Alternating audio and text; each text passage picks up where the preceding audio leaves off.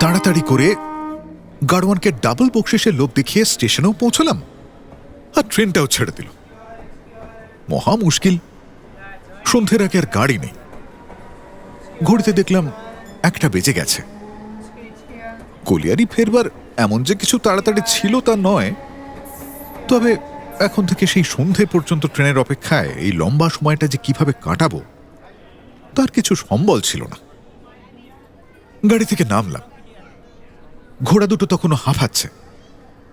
তাদের গা থেকে টপ টপ করে ঘাম মাটিতে ঝরে পড়ছে। গাড়োয়ান বেচারার মুখখানা শুকিয়ে গিয়েছে। সেলাম করে বলল, হুজুর, আমার কিছু অপরাধ নেই, এই জানোয়ার দুটোকে মেরে ফেলেছি বললেই হয়। কথাটা মিথ্যে নয়। আমি তাকে কথার চেয়ে দ্বিগুণ পুরস্কারই দিলাম। তখন তার মুখে হাসি ফুটল।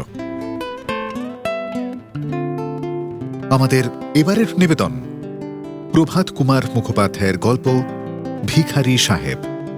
সমস্ত শ্রোতাদের কথা মাথায় রেখে গাড়োয়ান, হরি তিওয়ারি, হেনরি ও মরিসনের চরিত্রে দেবাশিস বসু, গল্প পাঠে ও পরিচালনায় সৌভিক সাহা। শুরু হচ্ছে ভিখারি সাহেব। বাবু, ওয়েটিং রুমে জিনিসপত্রগুলো নিয়ে যাই। কাছেই একটা সুন্দর ছায়াযুক্ত নিম গাছ।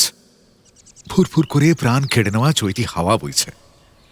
গাছটার দিকে আমি কিছুক্ষণ লোভীর মতো তাকিয়ে রইলাম। হরি তিওয়ারি অনেক কাল আমার সঙ্গে সঙ্গে ঘুরেছে। আমার মুখ দেখে মনের ভাব বুঝতে পারে। বলল, হুকুম করেন তো এই গাছের তলায় বিছানা বিছাই। আমি বললাম, তাই বিছাও, এইখানেই একটু আরাম করি। গাছতলায় সবুজ রঙের ঘাসের উপর একখানা কম্বল আর তার উপর শতরঞ্জি বিছিয়ে একটা তাকিয়া রেখে হরি তিওয়ারি আমার বিছানা করে দিল। আমি জুতো ছেড়ে কোটটা খুলে রেখে তাকিয়া হেলান দিলাম। নিজের অজান্তেই মুখ দিয়ে একটা শব্দ বেরিয়ে এলো, আহ!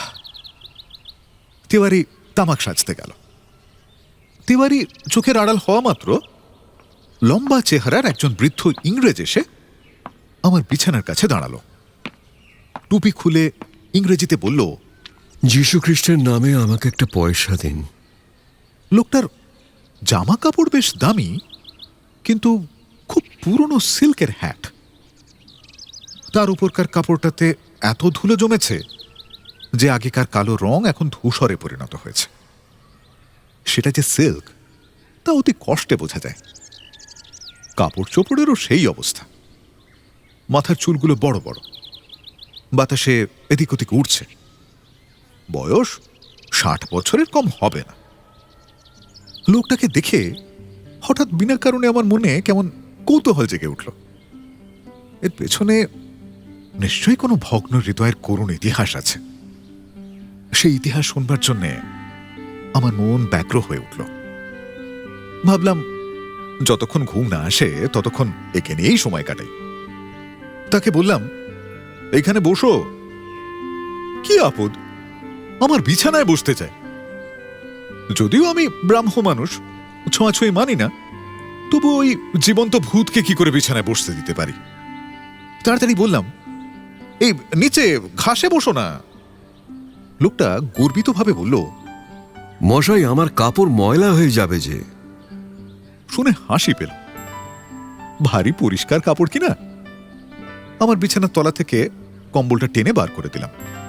লোকটা পা দুটো ছড়িয়ে বসল। আমাকে জিজ্ঞেস করলো, চুরুট খাবে? আমি বললাম, না, তুমি খাও। লোকটা চুরুট বার করল।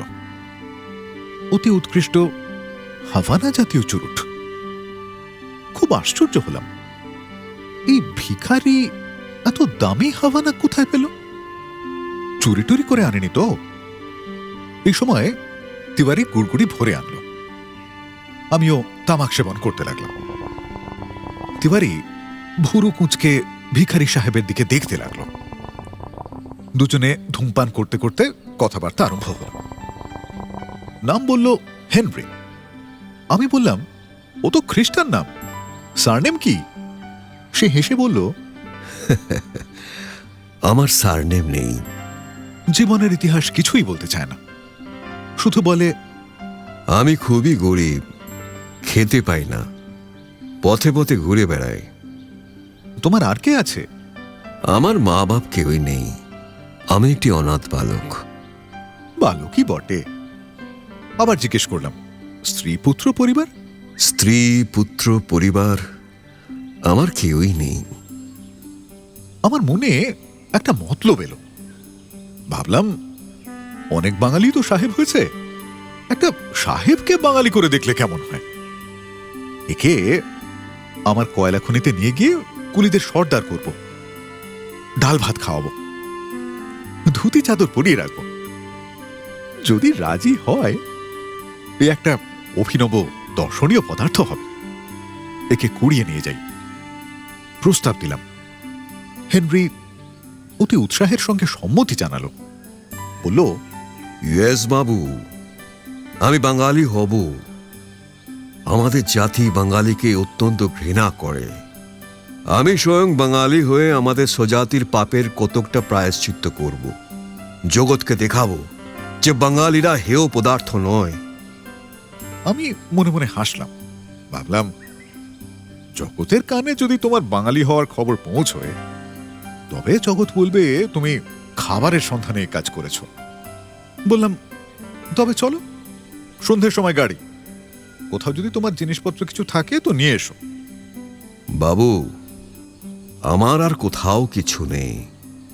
একটা কথা জিজ্ঞাসা করি, তোমাদের সেখানে ভালো হাওয়ানা পাওয়া যায় তো? আমি বললাম, এত খবর রাখি না, বোধহয় পাওয়া যায় না। হেনরি মুখখানা গম্ভীর করে বলল, বাবু, তাহলে আমার যাওয়া হলো না। অদ্ভুত লোক, এদিকে খাবার জোটে না, অথচ হাওয়ানা চুরুটি চাই। রাস্তায় রাস্তায় ভিক্ষে করে বেড়াচ্ছে। আশ্রয় দিতে চাইলাম, কিন্তু এক হাওয়ানা চুরুটের জন্য সবকিছু ছাড়তে প্রস্তুত। কিন্তু এই অদ্ভুতত্বের জন্যই তাকে সংগ্রহ করবার নেশা আমার বেড়ে উঠল। বললাম, তুমি চাও তো আমি কলকাতা থেকে হাওয়ানা আনিয়ে দিতে পারবো। প্রতি সপ্তাহে আমার একজন করে চাপরাশি কলকাতায় যায়। শুনে হেনরি মহা খুশি, আমাকে অজস্র ধন্যবাদ দিতে লাগলো। বলল, বাবু, আমার একখানা হাওয়ানা তোমাকে খেয়ে দেখতেই হবে। আমি চুরুট বড় একটা খাই না, কিন্তু হেনরি নাছোড়বান্দা। নিলাম একটা। দিব্য জিনিস। হেনরি খুব কাজের লোক বটে। আমার বাইরের ঘরে তাকে থাকতে দিয়েছি। বাঙালি সাজিয়েছি। বাঙালির পোশাক তাকে বেশ মানায়। সম্প্রতি আমার এক ইংরেজ বন্ধু আমার সঙ্গে দেখা করতে এসেছিলেন। তিনি হেনরিকে দেখে, হেনরির ইতিহাস শুনে খুব মজা পেয়েছেন।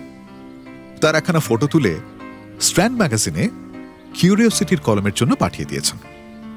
নিচে লিখে দিয়েছেন, বাঙালি পোশাকে ইংরেজ। হেনরির একটু ছোট ইতিহাসও লিখে দিয়েছেন। ছবিটা স্ট্র্যান্ডে প্রকাশিত হলে অনেক সাহেব বাঙালি পোশাকের পক্ষপাতী হয়ে পড়তে পারেন। এদিকে খেয়ে দিয়ে এখন হেনরির চেহারার পরিবর্তন হয়েছে। বাস্তবিক সেই তেজি ইংরেজ মূর্তি বাঙালি পোশাকে এক অভিনব অপূর্ব দৃশ্য। কুলিরা তার এমন বশ হয়ে গেছে যে আমাকে দিনে 2 বার সেলাম করে তো তাকে 10 বার করে। হেনরি শুধু আমার কুলিদের সর্দারি করেই নিরস্ত নয়, আমার বড় মেয়ে গিরিবালাকে ইংরেজি পড়াতে আরম্ভ করেছে। মেয়েটাও হেনরির এমন নেওটা হয়েছে যে এই মাসখানেকের মধ্যে তাকে একরকম চলনসই বাংলা শিখিয়ে নিয়েছে। তাকে সে বলতো হেনরি কাকা। প্রথম দিন শুনে আমার হাড় জ্বলে গেল। গিন্নির সামনে গিরিকে বললাম, কিরে রাক্ষুসি, তোর বাবার থেকেও বয়সে ছোট নাকি? জ্যাঠা বল, নয়তো মামা বল। তারপর থেকে গিরি তাকে ডাকতো হেনরি দাদা। জ্যৈষ্ঠ মাসের শেষে গিরিবালা জ্বরে পড়ল।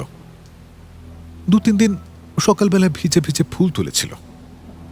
আমি ভোরে চা খেয়ে অফিসে চলে যেতাম। আমার স্ত্রীর কথা সে গ্রাহ্য করত না। এই অত্যাচারের ফলে সর্দি জ্বরের মতন হলো।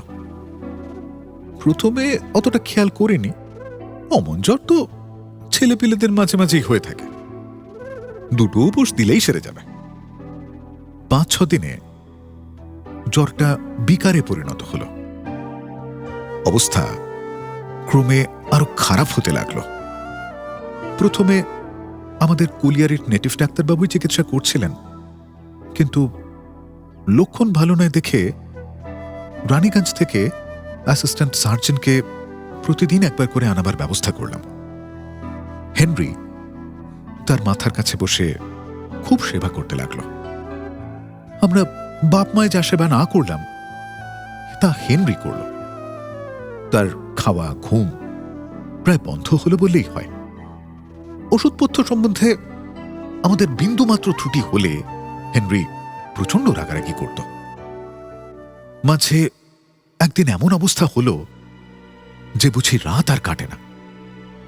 আমার স্ত্রী তো মেয়ের রোগশয্যা ছেড়ে ও ঘরের মেঝের উপর লুটিয়ে পড়ে কাঁদতে লাগলেন।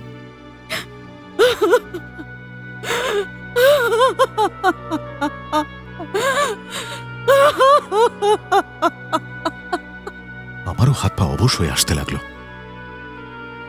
রানীগঞ্জের ডাক্তারবাবু অন্যদিন সন্ধ্যের গাড়িতে ফিরে যেতেন, সেদিন আর যেতে পারেননি। ঘন্টায় ঘন্টায় ওষুধ পরিবর্তন হতে লাগলো। রাত্রি 2টো নাগাদ ডাক্তারবাবু একটা নতুন ওষুধ তৈরি করতে লাগলেন। যখন যে ওষুধ দেওয়া হতো হেনরি সাবধানতার সঙ্গে তা দেখত, প্রশ্ন করে করে ডাক্তারবাবুকে বিরক্ত করে তুলত। এবার সে বলল, now I won't allow that. এই ওষুধ আমি দিতে দেব না। ডাক্তার চটে গেলেন, বললেন, মশাই এই এমন করে বাধা দেয় কেন? হেনরি লোকটা এদিকে ভালো, কিন্তু মাঝে মাঝে ভারী খামখেয়ালি করে। অন্য সময় তাতে মজা পেয়েছি, কিন্তু এখন ভারী বিরক্তি বোধ হতে লাগলো। হেনরি ডাক্তারকে স্টুপিড, ফুল এইসব বলে গালি দিল। আমাকে বলল, এ কিছু জানে না, একে তাড়িয়ে দাও, এখনই রোগীকে মেরে ফেলছিল আর কি। ডাক্তার বললেন, অমন করে আমার চিকিৎসার কাছে বাধা দিলে আমি চিকিৎসা ছেড়ে চলে যাব। বলে তিনি উঠে দাঁড়ালেন। আমাদের স্বামী স্ত্রীর মাথায় যেন বজ্রাঘাত হলো। হেনরিকে বললাম, কি করছো? তুমি চিকিৎসার কি জানো? ডাক্তার যা ভালো বোঝেন তাই করুন, আমাদের অদৃষ্টে যা আছে তাই হবে। হেনরি বলল, অদৃষ্ট আবার কি? চেনে শুনে এই ওষুধ খাওয়ালে নিশ্চিত মৃত্যু। 8 ঘন্টার মধ্যে গা হিম হয়ে নাড়ি ছেড়ে যাবে। ডাক্তারবাবু হেনরিকে বললেন, তুমি ভারী পণ্ডিত দেখছি, কেন নাড়ি ছেড়ে যাবে কেন? আমি বললাম, হেনরি ডাক্তারবাবু যা বলছেন তাই আমার ঠিক বলে মনে হচ্ছে, তুমি কোনো ভয় পেও না। শেষে হেনরি ডাক্তারকে বলল, আচ্ছা তবে তোমার ওষুধই দাও, কিন্তু যদি আমার মেয়ে মরে যায় তাহলে তোমাকে হত্যাকারী বলে পুলিশে দেব। আর তুমি যে ওষুধ দিচ্ছ তার একটা তালিকা করে নাম দস্তখত করে রাখো। এই বলে খুব তাড়াতাড়ি প্রেসক্রিপশনটা লিখে ফেলল। ডাক্তারকে বলল, সই করো। ডাক্তারবাবু ইতস্তত করতে লাগলেন। আমি দেখলাম এদের ছুটঝামেলার মধ্যে পড়ে আমার মেয়ের প্রাণ যায়।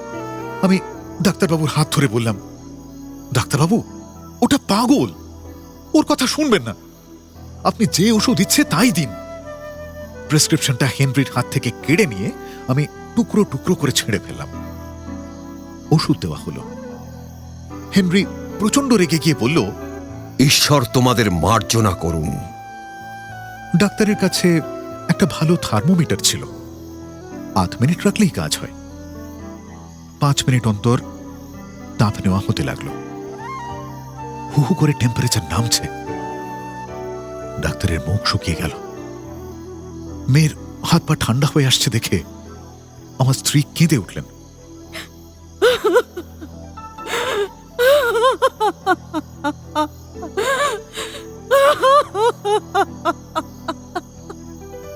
ডাক্তার উঠে বাইরে চলে গেল। হেনরি ভীষণ উত্তেজিত হয়ে বলল, দেখো, মেয়েকে মেরে ফেললো, আমি ওকে হত্যা করব। এই বলে সে পাগলের মতো ডাক্তারের পেছন পেছন যেতে চাইল। তাকে প্রায় ধরে রাখা যায় না। ডাক্তারবাবু এসব কিছুই দেখেননি। দেখলে তার প্রাণ আর চিকিৎসা ব্যবসায় থাকতো কিনা সন্দেহ। আমি হেনরিকে বললাম, দেখো, তুমি যদি এতই জানো, তবে এখনো যদি কিছু প্রতিকার থাকে তো করো। আমার স্ত্রী বলল, হেনরি, হেনরি, হেনরি, এই মেয়েকে যদি বাঁচাতে পারো তবে আমি তোমাকে দিলাম। এ মেয়ে আমাকে দিলে? দিলাম। হেনরির মুখ আনন্দে ভরে উঠল। সেই বিপদের সময়ও তার ভাব দেখে অবাক হয়ে গেলাম। লোকটা পাগল নাকি? ঈশ্বর সাক্ষী, এই মেয়েকে যদি বাঁচাতে পারি, এ মেয়ে আমার। আমার স্ত্রী কাঁদতে কাঁদতে বললেন, হ্যাঁ হেনরি, এই মেয়েকে যদি বাঁচাতে পারো তবে তবে এই মেয়ে তোমার। আচ্ছা, তবে একবার চেষ্টা করে দেখি। বলে ডাক্তারের ওষুধের বাক্সটা কাছে টেনে নিল। খুব তাড়াতাড়ি কি একটা ওষুধ তৈরি করল, গিরির মুখে ঢেলে দিল। কিন্তু সেই ওষুধ গিরির ঠোঁটের কোণ দিয়ে গড়িয়ে পড়ে গেল। সেই দেখে হেনরি সূচের মতো কি একটা যন্ত্র বার করল, আর সেটা ওষুধে ভিজিয়ে ভিজিয়ে গিরির শরীরের বিভিন্ন জায়গায় বিঁধিয়ে দিতে লাগলো। 5 মিনিট পর শরীরে উত্তাপ বাড়ল। 10 মিনিট, 15 মিনিট, আধ ঘন্টা। তখন আবার গিরিবালার পুরো জ্বর। হেনরি আহ্লাদে আটখানা। বলল, ঈশ্বরকে সহস্র ধন্যবাদ, এই যাত্রা একে বাঁচাতে পারলাম। ঈশ্বরের কৃপায় হেনরি চিকিৎসার গুণে গিরিবালা সেরে উঠেছে। 1 সপ্তাহের পর পথ্য পেল। হেনরি সব সময় তার কাছে থাকে। কুলির সর্দারি করা সে একদম ছেড়ে দিয়েছে। দিন দিন কিন্তু হেনরির পরিবর্তন দেখা যাচ্ছে।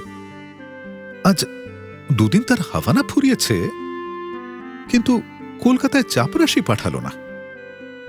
হেনরির হাভানা ফুরলে নিয়মিত দিনে 2-4 দিন আগেও চাপরাশিকে এখন কলকাতায় পাঠানো হয়। হেনরি আজকাল সবসময় অন্যমনস্ক, কি যেন ভাবে, মুখখানা ম্লান করে রাখে। শুধু গিরিবালা কাছে এলেই তার যেন মনের অন্ধকার কেটে যায়। কি হেনরি দাদা, কি করছো? চলো চলো চলো। তার মুখে হাসি ফোটে। একদিন তাকে জিজ্ঞেস করলাম, হেনরি, তোমার কি হয়েছে বলো তো? সবসময় কি ভাবো? বাবু, আমি আগের জীবনের ইতিহাস ভাবি। একটু একটু করে আমার সব মনে পড়ছে। আমি মাঝে মাঝে পাগল হয়ে যাই, আবার ভালো হই। এবার আমার ভালো হওয়ার সময় এসেছে। ভারী অবাক হলাম। হেনরি পাগল? কই, পাগলের কোনো লক্ষণ তো দেখিনি। তবু কথাটা একেবারে অবিশ্বাসযোগ্য বলে মনে হলো না। এটা আমি বারবার লক্ষ্য করেছি যে হেনরির কথাবার্তা নেহাত পথে কুড়োনো ভিখিরির মতো নয়। তাছাড়া গিরিবালার অসুখের সময় চিকিৎসা শাস্ত্রে সে তো অসাধারণ পাণ্ডিত্যের পরিচয় দিল। ও হয়তো কোনো বড় গোছের ডাক্তার ছিল, এখন পাগল হয়ে গেছে। হেনরিকে নানা রকম প্রশ্ন করলাম। সে নিজের স্বেচ্ছায় যা বলেছিল তার বেশি একটা কথাও তার মুখ থেকে বার করতে পারলাম না। এই সময় গিরিবালা এসে হেনরিকে ডাকল। হেনরি দাদা। বাচ্চা ছেলের মতন খুশি হয়ে উঠে হেনরি গিরিবালার সঙ্গে চলে গেল। পাগলই বটে, না হলে এত তাড়াতাড়ি তার ভাবের পরিবর্তন হয় কেন? সাধারণ মানুষ বিষণ্ণ হলে মন ভালো হতে একটু সময় তো লাগে, পাগলের সেই সময়টুকু লাগে না। কিছুদিন পর আমি কলিয়ারির অফিসে বসে হিসেব দেখছি। সন্ধে হতে আর দেরি নেই। দারোয়ান একখানা কার্ড এনে আমায় দিল। আমার সেই ইংরেজ বন্ধু মরিসন এসেছেন, সেই যিনি বাঙালি পোশাকে হেনরির ফটোগ্রাফ তুলেছিলেন। আমি নিজে উঠে গিয়ে খাতির করে বন্ধুকে নিয়ে এলাম। অভিবাদন শিষ্টাচারের পর তিনি আমাকে জিজ্ঞেস করলেন, আপনার সেই ইংরেজ বাঙালি কুলিদের সর্দারটি আছে তো? হ্যাঁ আছে বই কি, কেন বলুন তো? তাহলে আপনি ভারী বিপদে পড়েছেন। এই বলে মরিসন মুখখানা খুব গম্ভীর করলেন। আমি একটু ভয় পেয়ে জিজ্ঞেস করলাম, কেন, কি ব্যাপার? ব্যাপার গুরুতর। হেনরি একজন ফেরারি আসামি। এ লন্ডনের কাছে একটা জেলে বন্দী ছিল, দস্যুবৃত্তি আর নরহত্যার অপরাধে অপরাধী। ওর প্রাণদণ্ড হতো, জেল ভেঙে পালিয়েছে। তাকে আশ্রয় দিয়ে আপনি আইনের চোখে দণ্ডনীয় অপরাধ করেছেন। আমি চিন্তিত হয়ে পড়লাম। আমার জন্য নয়, হেনরির জন্য। হেনরিকে আমরা ভালোবেসে ফেলেছি। হেনরি এমন ভালো, ওর আগের জীবন এমন মানুষের রক্তে কলঙ্কিত, দস্যুবৃত্তি করে জীবিকা নির্বাহ করত। ওর প্রাণদণ্ড হবে। হেনরি যে আমাদের পরম আত্মীয়ের মতো। হেনরি আমার প্রাণাধিক কন্যার জীবনদাতা, ওর ফাঁসি হবে। এখন কি উপায় ভাবছেন? এই বেলা পুলিশ ডেকে ওকে ধরিয়ে দিন, তাহলে প্রমাণ করা সহজ হবে যে আপনি ওকে আশ্রয় দিয়েছেন তা না জেনে। হেনরিকে আমি ধরিয়ে দেব? বরং আমি ওকে এখন সাবধান করে দেব। মরিসন পা দুটো ফাঁক করে দিয়ে চেয়ারের পিঠে এলিয়ে পড়লেন, যেন ভারী নিরাশ হয়ে বললেন, বাবু, আপনি একজন শিক্ষিত পদস্থ ব্যক্তি হয়ে এমন কথা বলছেন? আইনের কবল থেকে তার ন্যায্য শিকারকে কেড়ে নেবেন? সকলেই যদি আপনার মতন এই ভাবাপন্ন হয়, তবে তো এই বিশাল জনসমাজ দুদিনেই চূর্ণ বিচূর্ণ হয়ে ধূলিসাৎ হয়ে যায়। আমি ভারী দমে গেলাম। কথাটা ঠিকই, কিন্তু আমি কোন ধর্ম বা নীতি অনুসারে আমার কন্যার প্রাণদাতার প্রাণদণ্ডে সাহায্য করব? মরিসনকে বললাম, হেনরি যদি সত্যি অপরাধী হয় তাহলে সে রাজদণ্ডের উপযুক্ত, সন্দেহ নেই, কিন্তু আমি নিজে চেষ্টা করে ওকে ধরিয়ে দিতে কিছুতেই পারবো না।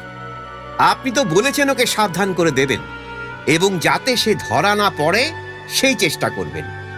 আমি আশ্চর্য হয়ে বললাম, কই, তা তো আমি বলিনি। ওকে সাবধান করে দেবো বলেছিলাম বটে, কিন্তু যাতে সে ধরা না পড়ে সে কথা কোথায় বললাম?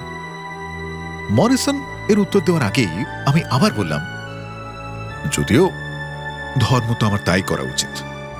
কেন?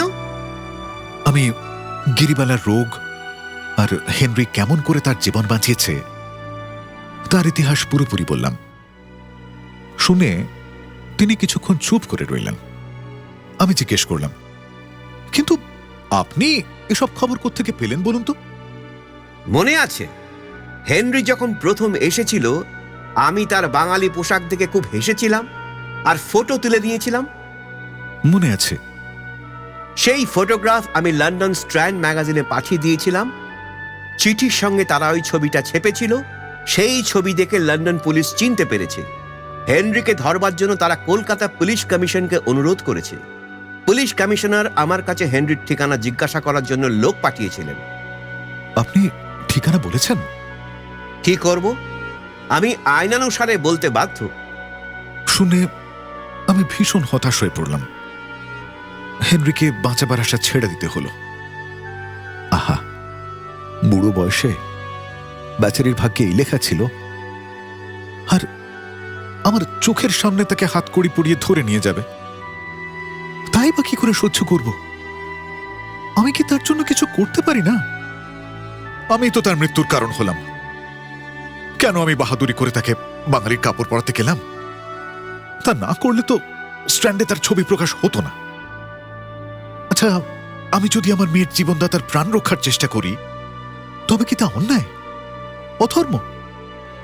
আইনের চোখে আমি দোষী হলেও, হে ঈশ্বর, তোমার চোখেও কি তা পাপ বলে মনে করা হবে?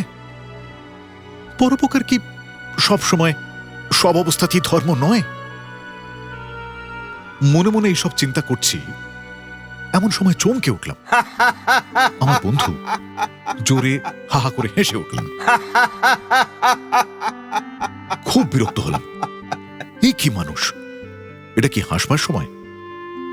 বিরক্ত হয়ে মুখের দিকে তাকালাম। আপনি দেখছি ভীষণ চিন্তায় পড়ে গেছেন। তবে আপনাকে আর কষ্ট দেব না। হেনরি আপনারও আমার মতন সাধু সজ্জন ব্যক্তি, এবং ওর নাম শুধু হেনরি নয়, স্যার হেনরি রবিনসন। আমি তো অবাক। স্যার হেনরি রবিনসন আবার কি? আমার বন্ধু পাগল হয়ে গেছেন নাকি? বললাম, কি বলছেন আপনি? বলছি যে আপনার এই কুলি সর্দারটি একসময় হাউস অফ কমন্সে বক্তৃতা করে নিজের দেশবাসীকে মুগ্ধ করেছেন। আমার মনে হলো এসব কথা এতটাই অসম্ভব যে আমি হয়তো জেগে নেই, স্বপ্ন দেখছি। বন্ধু আমার মুখের ভাব দেখেই বোধহয় সব বুঝতে পারলাম।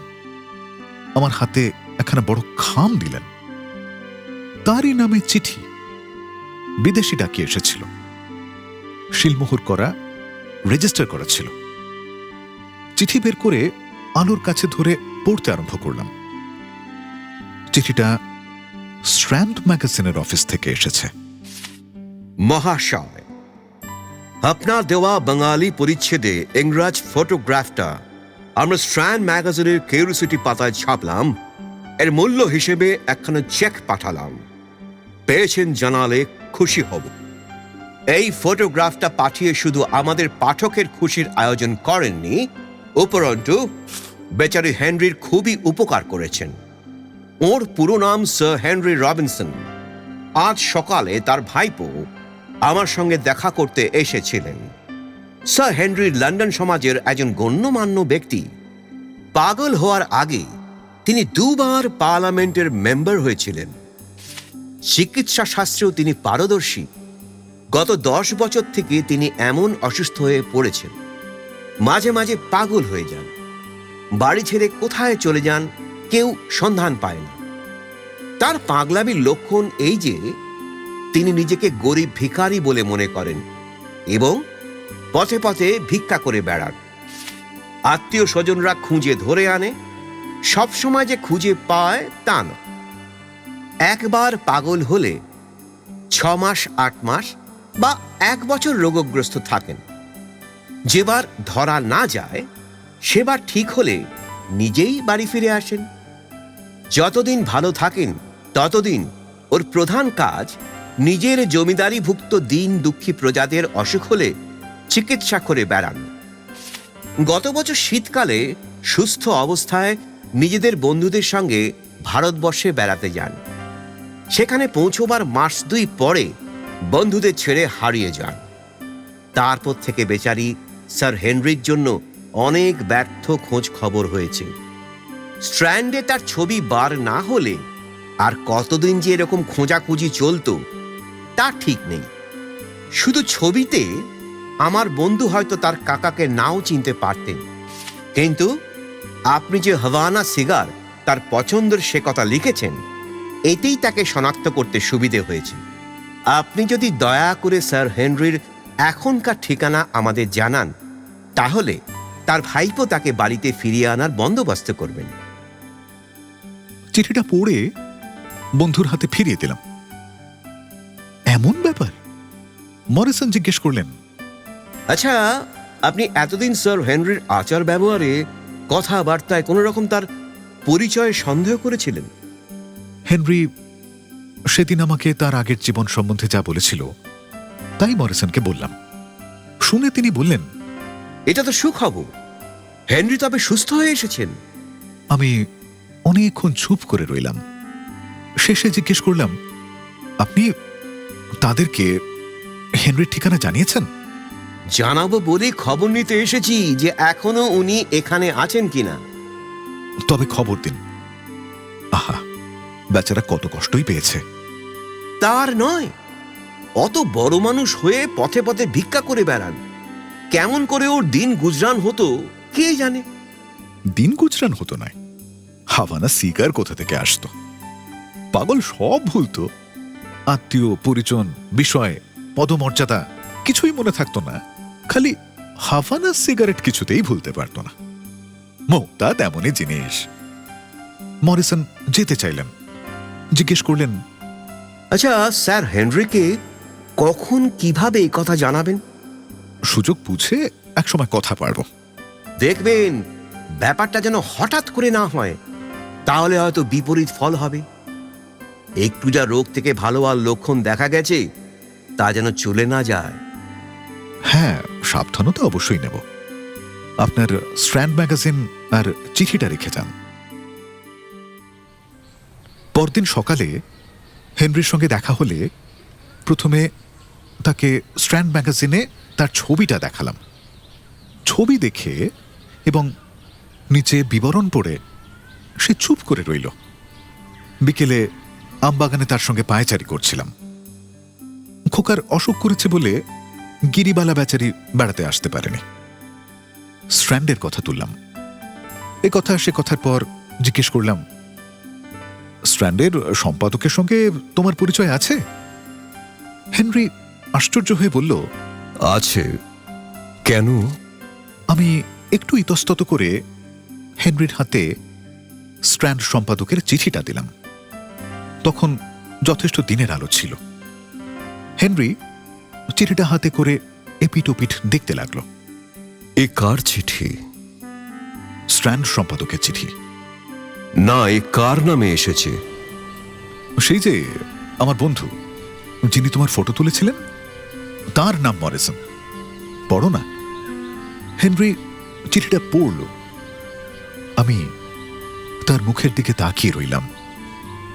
যতক্ষণ চিঠি পড়ছিল ততক্ষণ তার পরিষ্কার সুন্দর পার্থক্য রেখায় ভরা মুখে কত রকমের ভাব খেলে গেল। চিঠি পড়ে হেনরি মুখটা ম্লান করে রইল। আমি বললাম, স্যার হেনরি। হেনরি যেন চমকে উঠল। বুঝলাম এখনো হেনরি সম্পূর্ণ সুস্থ হয়নি। চিঠিতে পড়ল আমরা তার আসল পরিচয় জেনেছি, অথচ তার নিজের নামে ডাকতে চমকে উঠল।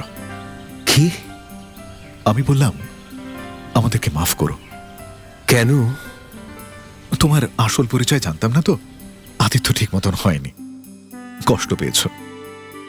আমাদের এই না জেনে করা অপরাধ ক্ষমা করো। আমার সঙ্গে তোমরা যেরকম ব্যবহার করেছ তাতে তোমরা যে কত সহৃদয়, অমায়িক ও পরের দুঃখের কাতর তা বোঝা গেছে। আমি যতদিন বেঁচে থাকব তোমাদের উপকার ভুলব না। আমি আর তোমার কি উপকার করেছি স্যার হেনরি? তুমি বরং আমার মেয়ের প্রাণ বাঁচিয়েছ। হেনরির মুখে এতক্ষণে একটু হাসি দেখা দিল। গিরিবালার কথা এলেই সে খুশি হয়ে উঠত। আমি যদি তোমার মেয়েকে বাঁচিয়ে থাকি, তুমিও তো তার জন্য যথেষ্ট দাম দিয়েছ। আমি মনে করলাম হেনরি আতিথ্যের কথা বলছে। আমি বললাম, আমি আর তোমাকে কি দিয়েছি? আমি সামান্য যা তোমার জন্য করেছি, তুমি আমার জন্য কাজে সাহায্য করে তার ঋণ শোধ করে দিয়েছ। হেনরি আবার হাসল। না না, তুমি তার চেয়ে আমাকে ঢের বেশি দামি জিনিস দিয়েছ। কি? কেন? গিরিবালাকে আমাকে দিয়েছ। হাসলে যে? হাসলে কেন? খুব অসম্ভব নাকি? তুমি তো ব্রাহ্ম, তোমার তো জাত যাওয়ার ভয় নেই। গিরিবালাকে আমি বিলেতে নিয়ে গিয়ে ওকে সেখানে কোনো প্রথম শ্রেণীর স্কুলে ভর্তি করে দেব। ওকে মানুষ করব, লেখাপড়া শেখাবো। তারপর হয়তো কোনো ভালো বংশের সচ্চরিত্র শিক্ষিত লন্ডন প্রবাসী বাঙালি ছেলের সঙ্গে ওর বিয়ে দেব। না না, সে কি করে হয়? আমি ছাড়লেও আমার স্ত্রী ছাড়বেন কেন? হেনরি ভুরু কুঁচকে বলল, বেশ, মনে নেই? তিনি তো গিরিবালাকে আমায় দিয়েছেন। স্যার হেনরি এখন বিলেতে, সম্পূর্ণ সুস্থ হয়েছেন। এইসব কথাবার্তার 1 মাস পরে তার ভাইপো এসে তাকে সঙ্গে করে নিয়ে গেছেন। প্রায় প্রতি মেলেই চিঠি পাই। গিরিবালাকে নিয়ে যাওয়ার জন্য হেনরি প্রচুর হাঙ্গামা করেছিল। পাগলামি প্রায় চলে গেলেও এই ব্যাপারে তার আগ্রহ কমেনি। এক একবার বুঝতো অন্যায় আবদার করছে, কিন্তু তবু নিজেকে সামলাতে পারত না। শেষে আমি মত করেছিলাম, কিন্তু আমার স্ত্রী কিছুতেই রাজি হলেন না। তাকে আমি কত বোঝালাম, তার প্রতিজ্ঞার কথা মনে করিয়ে দিলাম, তিনি কিছুতেই শুনলেন না। এইবার গিরিবালাকে বেথুন স্কুলে পাঠিয়ে দেব ভাবছি, না হলে মূর্খ হবে। গিরির মার যেমন মেয়ে প্রাণ, মেয়ের সঙ্গে যেতে না চাইলে হয়। তা গেলে অবশ্য খারাপ হয় না, তার বিদ্যের যা দৌড়। থাক, আর বেশি কথা প্রকাশ করব না। শুনলেন প্রভাত কুমার মুখোপাধ্যায়ের গল্প ভিখারি সাহেব। গারোয়ান হরি তিওয়ারি, হেনরি ও মরিসনের চরিত্রে দেবাশিস বসু, গিরিবালা ও গিরিবালার মায়ের চরিত্রে প্রিয়াঙ্কা গুহ, আবহ ও শব্দ নিয়ন্ত্রণ অরিজিৎ পাল, গল্প পাঠে ও পরিচালনায় সৌভিক সাহা। গল্পের কাহিনী এবং সমস্ত চরিত্র লেখকের কল্পনাপ্রসূত।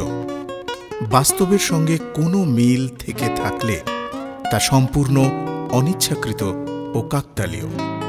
এই অডিও পরিবেশনা শুধুমাত্র মনোরঞ্জনের জন্য। এর উদ্দেশ্য কোনোভাবেই কোনো জাতি, রাষ্ট্র, ব্যক্তি, জাত, কোনো বিশেষ পেশা বা ধর্মকে আঘাত করা নয়। অডিও রূপান্তরের প্রয়োজনে গল্পের ভাষায় সামান্য পরিবর্তন করা হয়েছে।